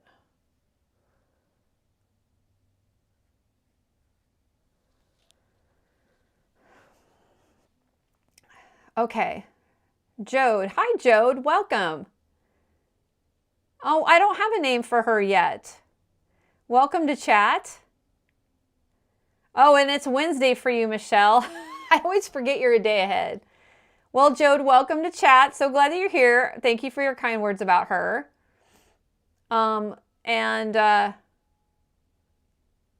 This isn't a what color paper. I work on a dark paper. It is a UArt. It's my core paper. And I list the basics down below for my supplies. And if you're interested in learning more, I have that free lesson on my website, which I give you all the supplies. I give you the top 12 to 20 colors from my 20 essentials that I talk about. So yeah, I started with a dark paper. Oh, thank you. I'm glad that she says, I could watch you painting all day. That's so sweet. Allison has a question. All right. How do you begin selling your pan pastels? Always Stephanie Gagos. What was your first piece you sold? Oh, well, that's a great question, Allison. I had an Etsy store for quite a few years. I sold all my work on Etsy. So if you don't want to work through an auction, which is a totally different vibe, I sold my originals on my Etsy store. And that took, I had an Etsy store for like 10 years. So I sold my prints. I sold all of that on there. And then I was involved in, the auction groups I found out through my friend. And I started auctioning with Stephanie Gagos a little over 6 years ago. They're pretty intense, and I did not have my own solo day. Like now I have my own solo day because it's been, I'm working differently. I used to just paint for a show, which I really found really took the life out of my work, just painting for a show. And a lot of people will get caught up in that first, and I think that's a trap because you really have to be painting for yourself, not trying to paint what you think others are going to buy. And I've learned that, and I think if you're thinking about going in and selling your work, when you start monetizing anything, the challenge of it you can really get caught up in doing things for other people and not, settling with yourself. So I ended up going into teaching, and so I let go of the Etsy store because I had a card business, I had, prints, and I had my originals. But once I started doing the shows, I did that for 3 years straight. And I did too many shows, I believe, because it really, it becomes where it just starts becoming your whole world. So then after my mother passed away, I did one more show. And then I was like, you know what? I need to go have a break. And I took a few years off. And Stephanie, the reason why I stick with Stephanie Gagos is a lot of other auctions have popped up emulating what she does. She was one of the first people on the scene. Her group has like it's such a big exposure, and she's been doing it consistently for so many years. The other thing is I like to be loyal to her because she's been really good to me. So they do take commission, and we work together, and she's got a whole plan there, and it's a lot of behind the scenes work. That's why it might seem like I'm, but doing the auction is pretty busy. So if you're interested in going and doing a show, there's smaller shows out there too. You just got to approach the person in the group who's the moderator or admin. And like Stephanie has you email her, and then you email her some samples of your work and all of that type of stuff. So that's how I kind of did that. I already had so much work, established on Etsy that it wasn't really a big transition for me because I already was shipping. I knew how to ship my work. I knew how to, get it from there to there. And so that's a huge one. Just being able to do all that shipping. So I had that Etsy store for quite a few years, so I was shipping and doing all of that. already. It wasn't something I had to learn on top of also learning how to navigate a show. Because there's a ton of like inviting, like getting your own mailing list, and really being able to have that connection with your buyers. Because she can't carry it all for you. But it's, you just got to start. You got to start somewhere, So I hope that answers your question. If you have any other questions, please ask. But yeah, I have always been with Stephanie. I told her, I'm loyal to you. I've been approached by quite a few other auctions. And I just, for me, here's another reason. Like for me, it's not worth it because I'm not doing the auction circuit.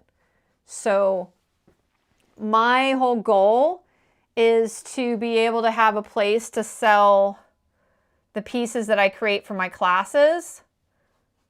And I don't have time to always put that up on my own website and do all that. So the auctions are a lot easier for me.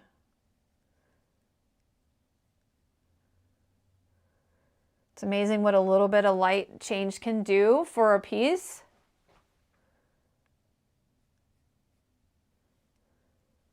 This is where I'm using the reference the most, is like right here in this moment. I'm trying to bring that up a little bit so it's not so deep.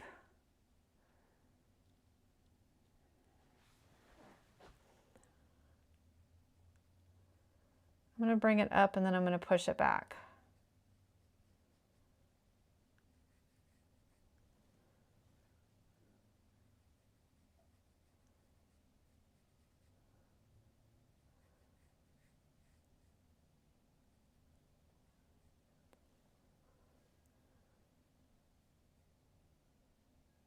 Ah, well, I like that mark right there. Now her chin.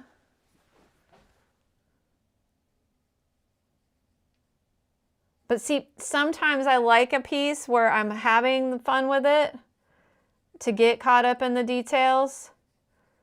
I just don't like to have to do all of it, I don't think I've learned over the years it's okay to leave some.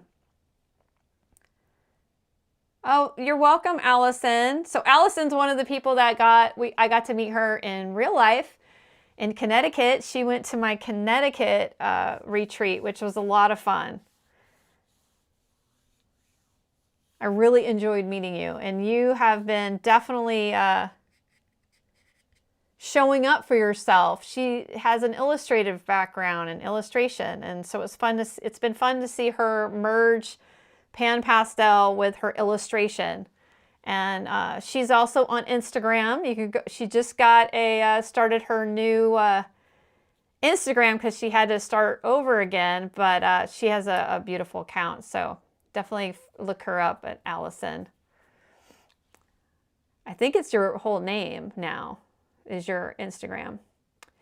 What site do you get your reference ideas from? Oh yeah, like this piece, I don't always use references, but when I do, this reference I got from Unsplash. Unsplash is a great resource, you guys. Like, there's also a one called Pixel something, and but my favorite is Unsplash. So you can go make a collection, and then you can go and you can use them for commercial use purposes. They're all royalty free. I mean, you can give them a shout out too, but there's so many amazing references there. I get a lot of my birds from there. A lot of my people, I get those from there, and I've just really enjoyed using them. I think this is there. Cheryl says, so do you trace the reference and then add your own touches to create line art to follow? I'm scared to attempt a portrait. Oh yeah, Cheryl, I will literally trace some of the aspects of it, the proportion, and then I change it and make it all my own. So I show a lot of that in like my Nurture Your Joy class. If you want to see how I work, I show the full, like from the drawing all the way to the end. That I don't do that a lot because I provide the line art for my lessons and my references image because I change everything so much. There are a few classes and lessons where I do use some references and I share those in there. But if I've changed them so much, I just use my own finished piece as the reference. Because even like this, I wouldn't bring her into the class even though I used her for a reference because you change her so much. So yeah, definitely start small. Like even go and do like just a face or something. And there is no shame in going and tracing the outline, getting the the structure on there. I think shaming people for that and whatever belief system in that does not serve, because people, masters, all of them use like all types of devices like blowing up, projectors and all of that stuff. So definitely doing that, and it helps kind of create muscle memory for drawing.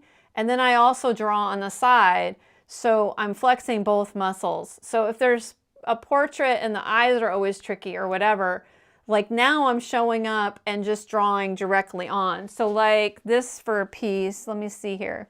I hid her. Let me show you how it evolves.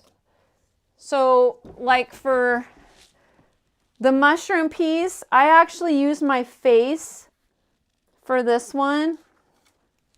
Right here. I actually stood in my living room, took photos of my head tilted, and then I there was beautiful lighting that day, and I took a whole bunch of black and whites and converted them to black and white, and I used that for this. So I traced like my eyes and I change them. I just use them for proportion. So I'll get like the nose positioning, the eye positioning, the mouth and the tilt and stuff, and then I'll go and add my own flair to it. And that's how I really feel like I really found my own style, is just incorporating things that I like into it. Now I'm showing up because I've got like what, 8 years just in pastel, but over 20 years of doing stuff, but I like showed up and just made this right on the piece. This is on the ivory paper, but I'm okay with it being wonky and not perfect. And that's where I'm actually kind of leaning into more, because I find the perfection isn't really serving me. So this was an example. My husband's so sweet. He's like, we're keeping that piece, right? He really loves this piece. So I haven't finished it fully, but so that's an example of like where it can go when you start just allowing yourself to use the tools and resources that serve you at the time. Like there's many pieces that I'll have this idea, like this big idea with a woman, but I felt like she was really overwhelming. So then I was inspired by this piece that I saw. So then I wanted to play with her, and then you can see how I've changed her. I mean, her face looks different. I didn't do the mouth the same. I've changed things about her that made me feel like it becomes me, right? So you're using the structure and the scaffolding kind of like for that. And that's something that's just evolved for me. So I hope that answered your question. Trying to do eyes to start. I'm trying to learn proportions and need more work in that. Well, Cheryl, you're in the Pastel Insider membership, and I have so many portraits in there that even transferring the line art and getting it where you're painting without having to worry to draw yet, do a few of those and give yourself permission just to go through and learn the techniques and learn the actual way to paint without having to worry to draw it too.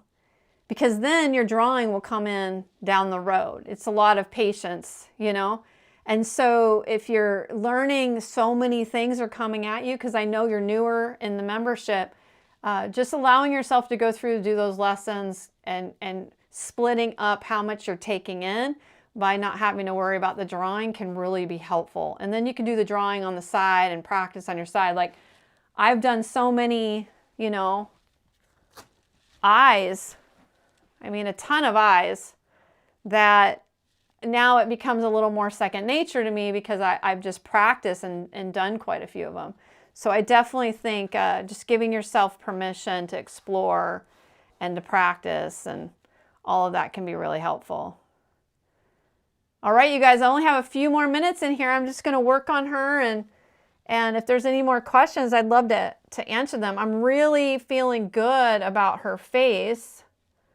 I'm feeling like she's a lot softer. And that was the intention that I went in with today, was like I'm really wanting to soften that part of her. And just knowing what your intention, what your goal kind of is, can be really helpful.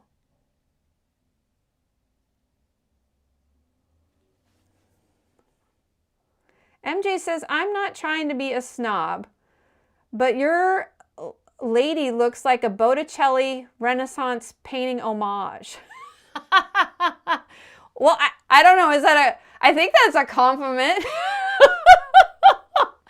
You know what? Art is so subjective that I love it. So I love, if that makes you like feel a certain way or feel something, then my job is done. I love kind of like really just making people kind of go, what is that all about?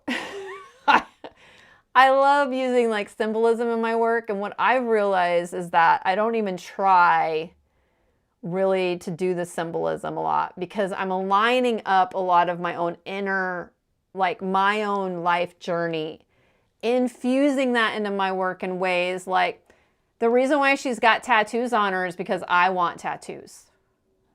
I try to express some things that I might be on offense about or processing a lot, and it's been a lifetime of that. So to be able to put that in the piece makes her resonate with me more, right? So yeah, I don't think that's being a snob. Hey, Marty, welcome. You're welcome, Cheryl. With a little Cher. I love Cher. Cher's awesome. She does kind of have a Cher vibe. Oh man, I'm really glad I've softened her hair though. I'm still working on her hair, but I'm happy with where it's gone, and that's the most important thing, is like how I feel about it. And I do want to lighten some on this side, because this is where the light is.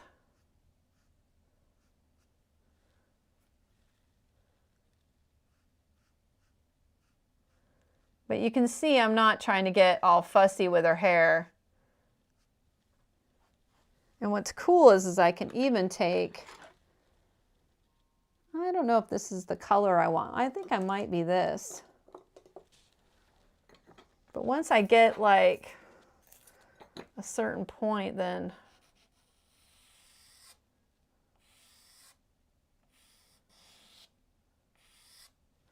I almost have to, I think this is going to be too bright.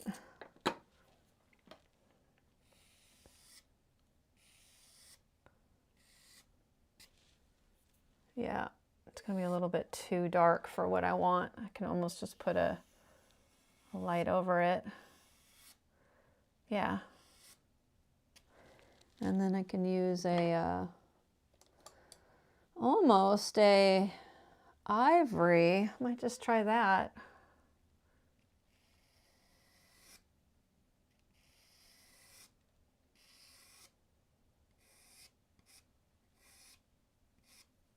You always got to wipe your... What? Ah, Michelle, you're so sweet. Thank you so much. Just found out my niece will be married on the 1st of July. Woot woot. Well, congratulations. That's super exciting. I'm glad to celebrate that with you. That's awesome. That's awesome. All right, Cheryl, you take care. I hope you have a great evening, and thanks for coming today.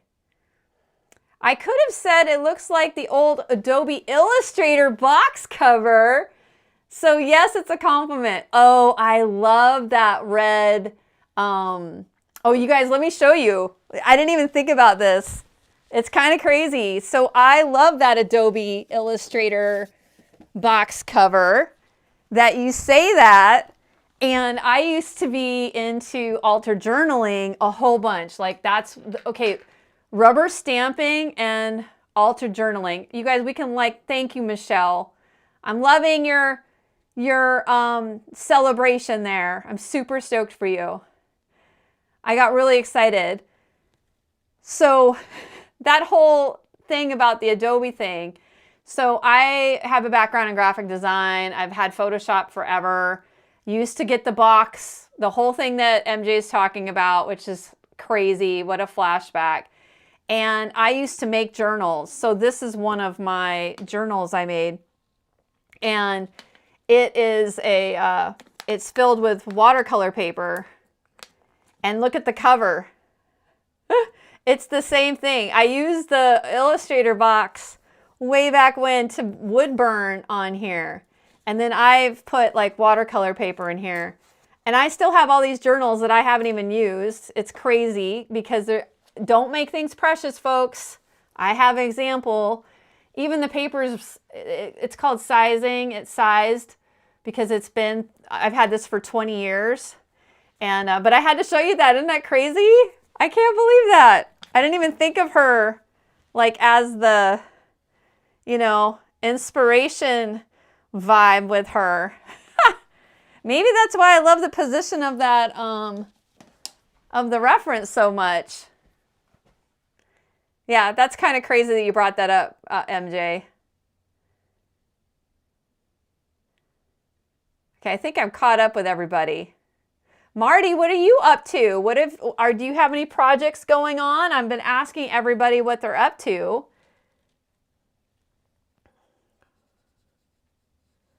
I have a few more minutes here. I think I'm going to bring this up.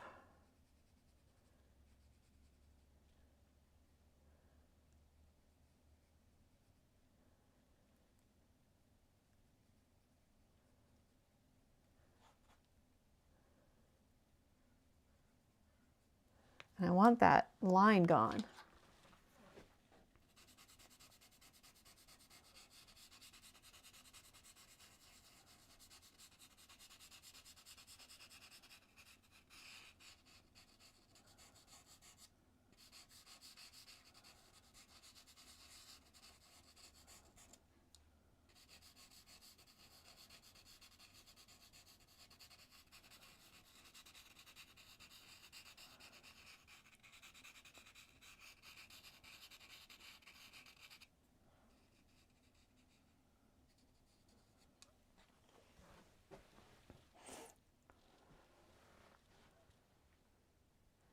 You are starting a watercolor frog. Oh, I love watercolor too. I did watercolor for 10 years. And then, oh, little Sonny. You okay, buddy? He's got that little trachea thing. I did watercolor for like 10 years. And then I was working on my website and I was updating it. And I ended up telling the story is, when I was doing watercolor, after there, I was doing encaustic. And I went into this art store with my good friend, Lori, who's coming to chat every once in a while. And I was like, she's like, oh my gosh, you got to try PanPastel. And I'm like, I do not need another medium. I was like, no, I am not doing it. And I ended up bringing home a few of the pans. And I started playing around with them. And then, oh my God, I never stopped. I was like, yeah. This was just so... With watercolor at times, I felt very limited at times. But it's so beautiful.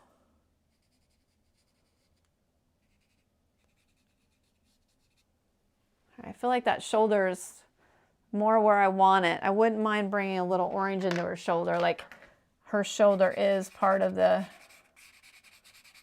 sunset too. I really like incorporating pencils in my work because they're basically like mini sticks.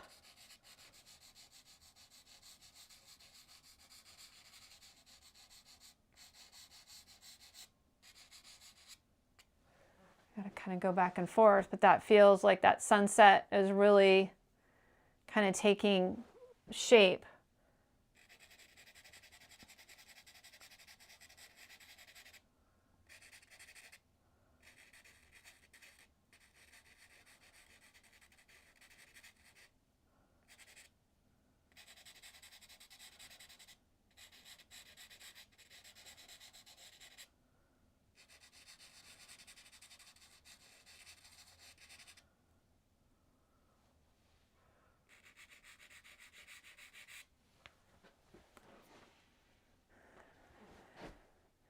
Also on the scholarship committee for the Art League. So is that local, Marty? I've been trying to think about doing some things locally. I'm actually going to go do a, in March, April, in May, I signed up to take a clay course in my local area. I don't get out locally very much for stuff like that. And I'm like, you know what? I think I'm going to go. I've loved ceramics and clay. So I've been thinking about doing that. And I said, forget it. I'm just signing up. And we just sent out the announcements that we're looking for applicants. Yes. Oh, that's awesome. MJ says, watercolor painting must be planned out. I really feel like pastels are much more instantaneous medium. And if you make a mistake, you just go right over it or brush it off. I totally agree. Well, that's awesome, Marty.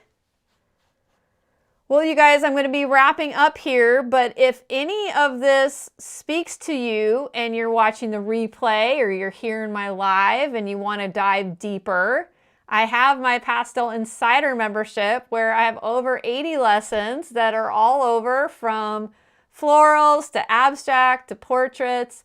And I really love to break things down and make things approachable for my students.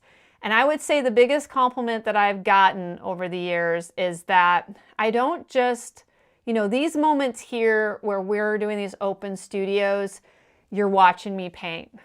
It's more, we're here as a community and it's relaxed. But inside my membership, the biggest compliment I get is it's not just about watching me paint. What I do is really share the why behind what I'm doing. I'm very good at explaining and breaking it down in a way that's approachable no matter where you're at on your level.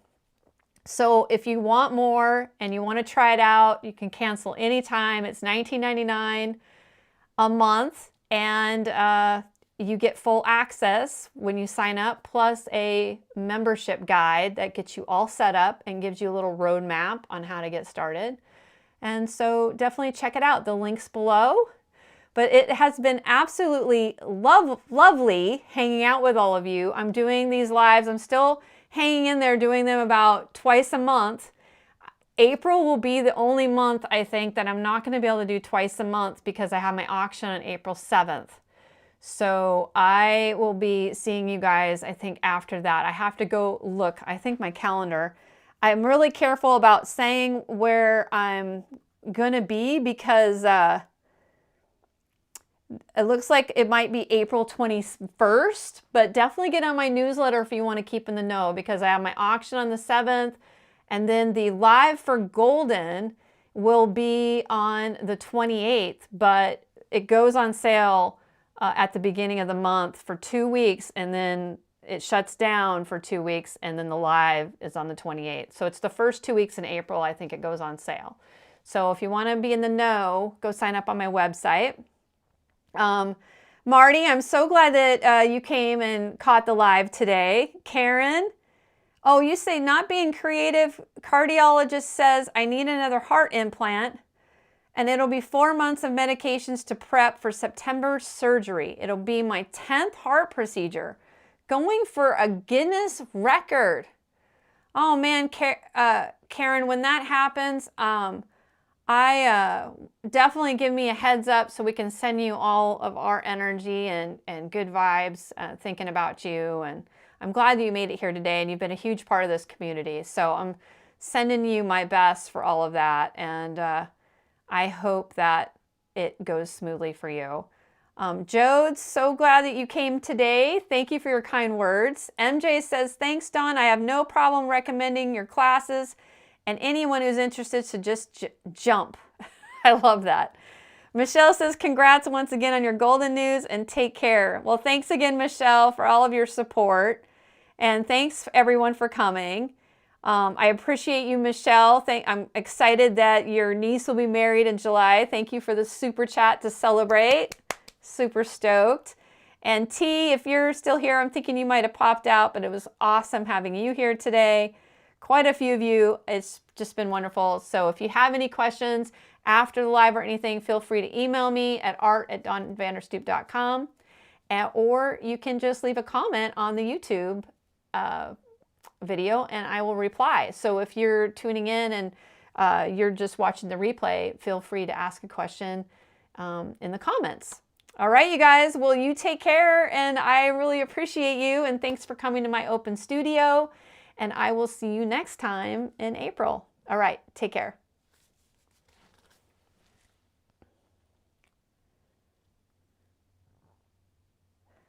Oh, Karen, I think I mentioned, I think it's going to be April 21st. I'm not sure yet, but I will put that in my newsletter and I'll keep you posted. But I have that on the calendar. All right, you guys, take care.